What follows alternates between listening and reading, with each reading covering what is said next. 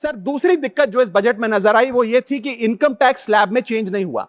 Sir हर साल देश का आम आदमी जब वित्त मंत्री जी की बजट की स्पीच सुनता है तो वो इसलिए नहीं सुनता कि पीएलआई की क्या इन्वेस्टमेंट होगी, कौन सा कॉरिडोर बन रहा है। देश का आम आदमी सैलरीड क्लास इसलिए बजट की स्पीच सुनता है कि उसके अंदर स्लैब में कोई रिवीजन होगा, क्या हमारी स्टैंडर्ड डिडक्शन की जो हमें डिडक्शन मिलती है वो बढ़ेगी। लेकिन इस बार बजट में देश का आम आदमी और खास तौर पे देश का मिडिल क्लास डिसअपॉइंट हुआ।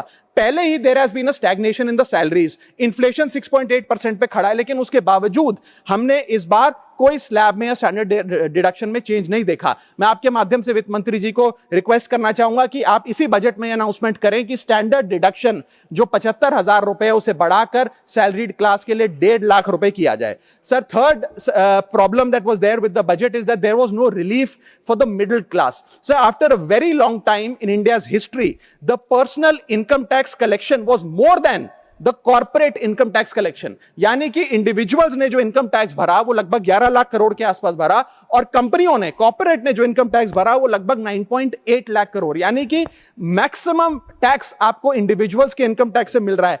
आप मिडिल क्लास वो टैक्स भर रहा है। आज वो दौर आ गया है कि हम मिडिल क्लास को अपलिफ्ट करें, मिडिल क्लास को पैम्पर करें, नहीं तो मिडिल क्लास एक सैंडविच की तरह रिच क्लास और पुअर क्लास में दबता चला जा रहा है। सर राइजिंग कॉस्ट प्रेशर्स के चलते पिछले वित्तीय वर्ष में मिडिल क्लास ने देखा कि उसके एजुकेशन के खर्चे में 8% की बढ़ोतरी हुई, हेल्थ केयर 9% से महंगा हुआ, रेंट 7% से, फूड 6% से, ट्रांसपोर्ट 5% से।